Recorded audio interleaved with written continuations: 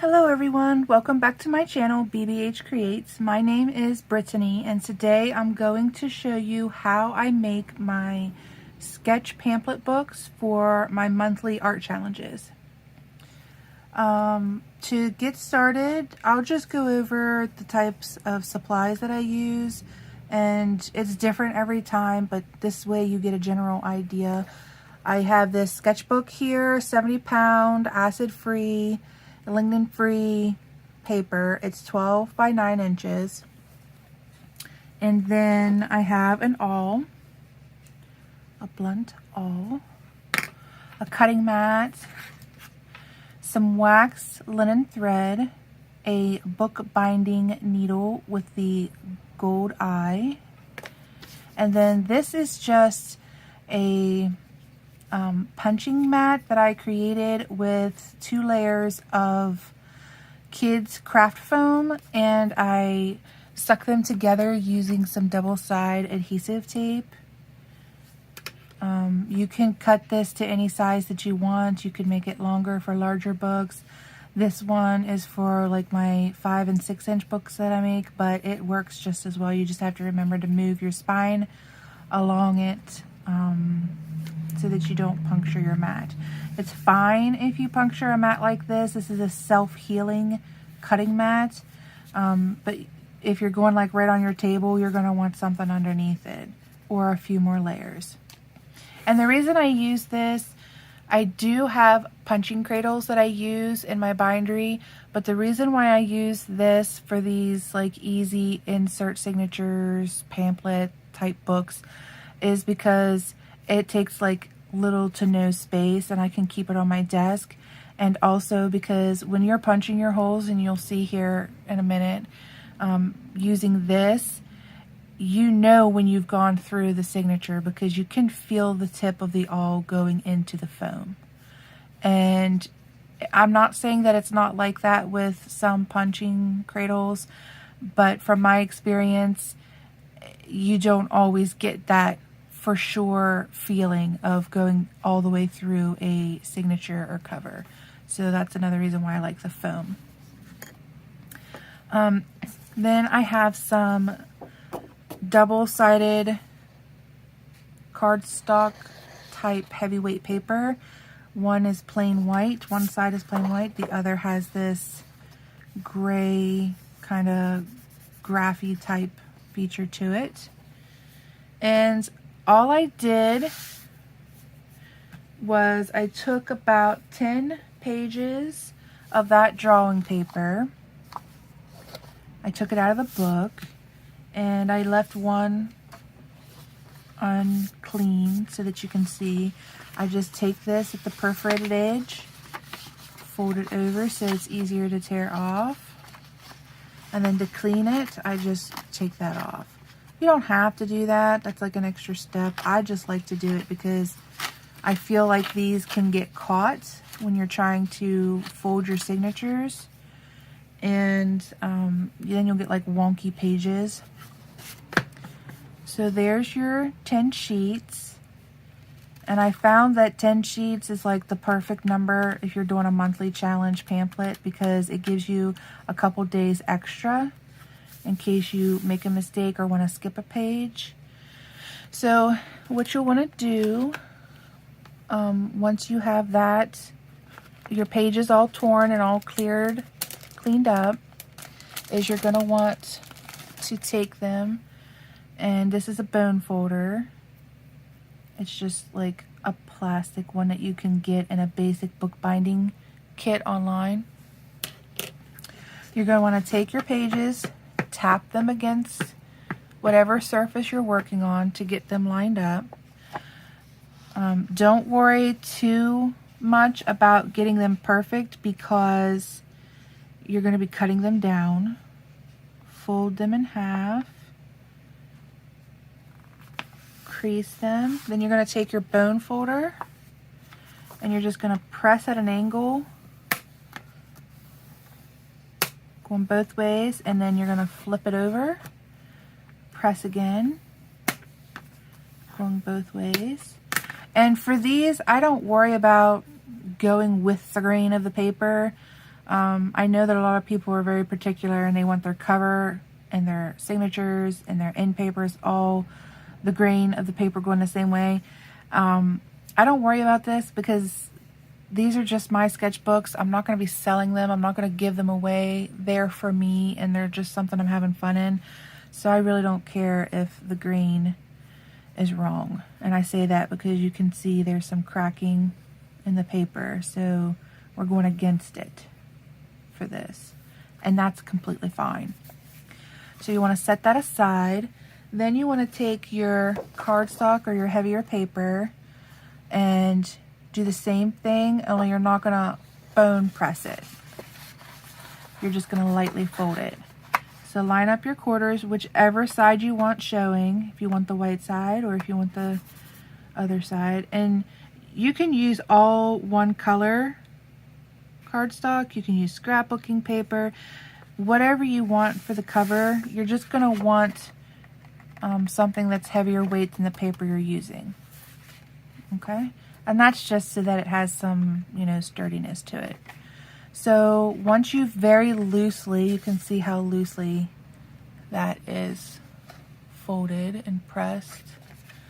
Once you've done that with the cover, then you're just going to want to put your signature in, your 10-page signature in.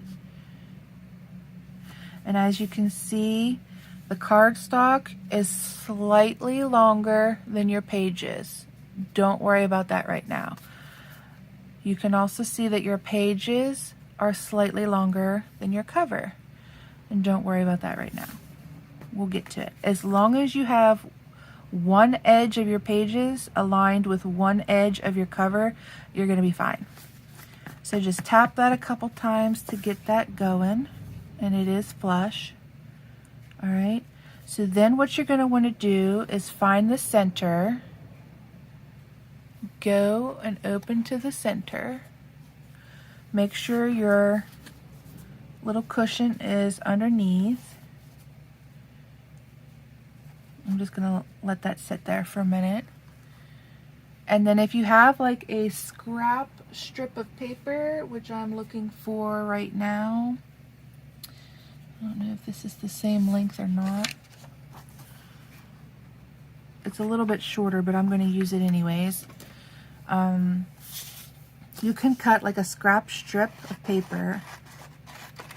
It doesn't matter how thick the strap is. This is just going to be your punch guide. So what you do once you have your strip, it's almost the same width as my paper. Now, in an ideal situation, you would use one that is the width of your paper, but for the sake of this video, it doesn't matter. You just fold it in half. Okay, and then you're going to fold it in half again, open it back up, and on the opposite side of the middle, which is the side where you have your two loose pieces, okay, your middle is your crease. On the opposite side, you're going to take those end pieces and fold them inwards approximately 1/2 inch. It doesn't have to be exact. Okay? And then what you've done is you've created a punching template for this book. Okay? And it takes all the measurement out of it. You don't have to fuss with rulers. You just need a scrap piece of paper. Alright, so making sure that your pamphlet, excuse me, cover is flush with your pages. You're going to put your punch cushion under your spine, open to the center, lay your template as close to the center as possible of your pages, not your cover, because remember your cover is longer. So you're going to use your pages to line this up, okay? So if you have the same width of excess between your template and your pages here as you do on the opposite side, then you're in a pretty good shape. But I just, honestly guys, when I do this, I don't even use a template. I just eyeball it. But if you want your holes to be somewhat the same length apart, the template is a good source. Then what you're going to do is you're going to hold the book at a slight angle, and this is so that you get a good hole going all the way through it. And you're going to take your awl, and then you're going to start punching your holes. Just line it up with your crease of your paper that you folded. Press firmly. Did you hear how it went through and it hit the pad? You could hear the little thump. That's why I love using craft foam. Go to your next one, same thing. You got that little thump, you're all the way through. Same thing. Adjust your book so that you're on your punching cushion. Same thing. And again on your last hole. Okay, now you're done with your awl, you're done with your template, and there are your signature holes. Okay, so then what you're going to do is you're going to take your wax thread and you're going to do 3 times the length of your book. All right. I'm going to go ahead and thread your needle. And if you see that it gets frayed like that, I don't know if you saw that, just squeeze it together and it'll go through easier. Okay?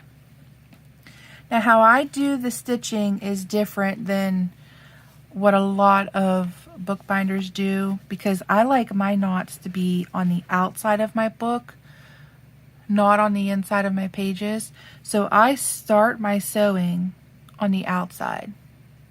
All right, so what you're going to do is you're going to take your needle and thread, go in through the center hole that you created, up through your pages.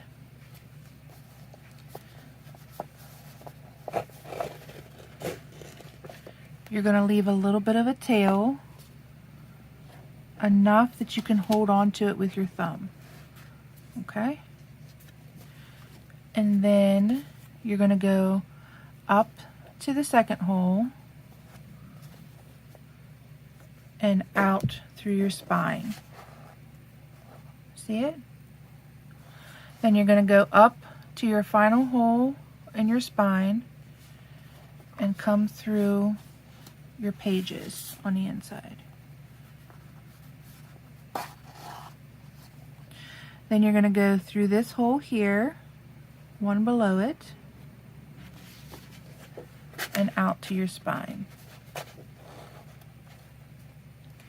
You're going to skip your center hole now,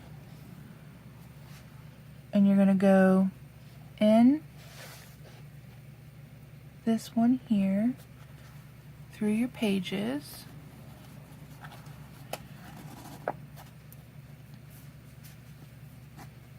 out the bottom hole,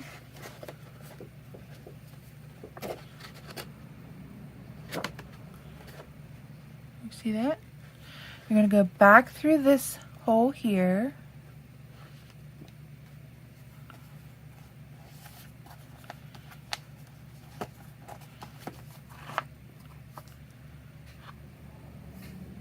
okay, and then you're going to end by going through that center hole again. Now what I do here, and this is completely up to you, but see how you have this long string from where you skipped the center hole? What I like to do is have one of my tails on one end of it. So we'll just push that one over there. And my other tail that I'm going to pull through the book as my last stitch on the opposite side. And I'll show you why in a second here.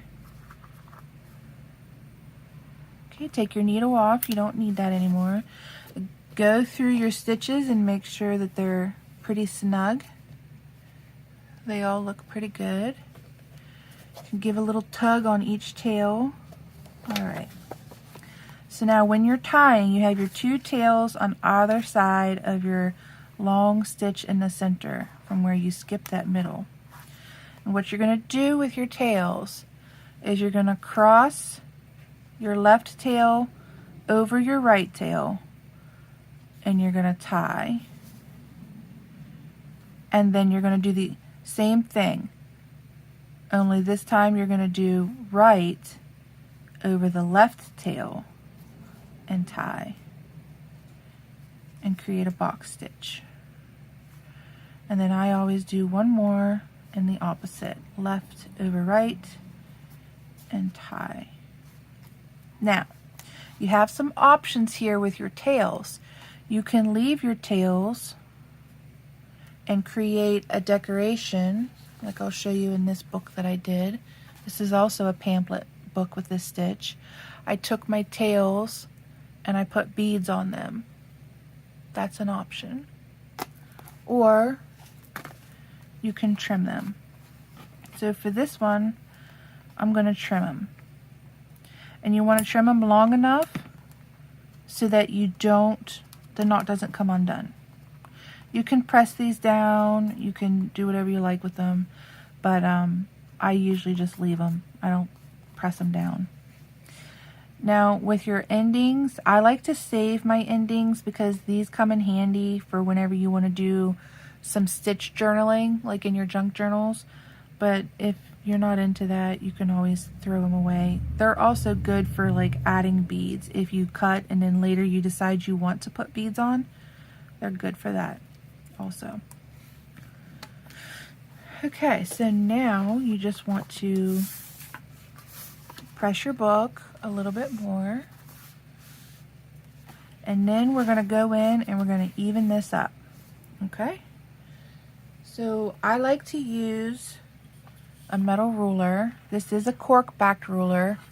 Some people prefer not to use a cork because your blade can slip under and you can get an unstraight cut, but I don't mind them. I'm just extra careful when I use them. So what you're going to do, and this is where your mat comes in handy, but I've done it without a mat. You don't need one. It's not required. Is line it up with your graph, and then you're going to want to put your ruler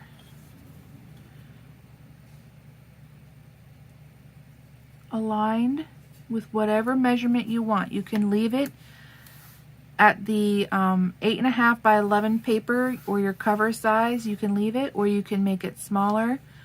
And I think I am gonna make this one the same size as my cover. So I'm just gonna move the ruler out to the 8.5 mark.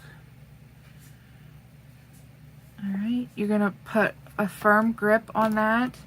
Take your cutting blade or your utility knife, and you're going to make several cuts aligned with the ruler. And you don't want to try to cut all your paper at once because then you're going to get uneven cuts. Most likely. Not guaranteed, but most likely. And then just move the ones that you cut out of the way each time so that they don't interfere with what you're cutting.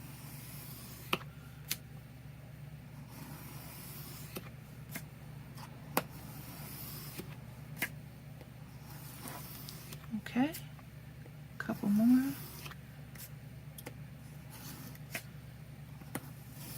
I can already feel my blade slipping at the top, so I'm going to have to check that corner and make sure that it's straight. Okay, usually I use a utility knife, like a big Stanley utility knife, so this was an experience using this, but it looks pretty good to me.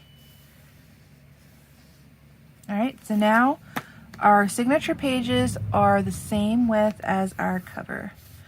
And then what we're going to want to do is take care of this. See how our signature pages are slightly shorter than our cover? It's the same thing. You're going to line it up as best as you can. It doesn't have to be perfect because, like I said, this is for me. You want to line your ruler up with your pages as best as possible because this should only take one cut because it's just cutting the cover. You're not going to cut any of the pages. And then you're going to want to start on the folded end just because it'll be easier to cut, and same process.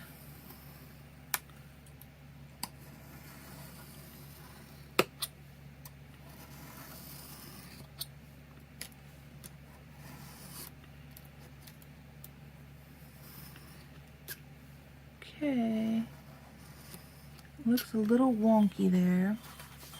So if this happens because there's no support under the cover, that's okay. You can go back in, line it up, put your ruler down, and then you'll want to go in to your pages to prevent that from happening again. That might not have happened if I would have used my Stanley utility knife, just because I'd have had more control, but it's okay.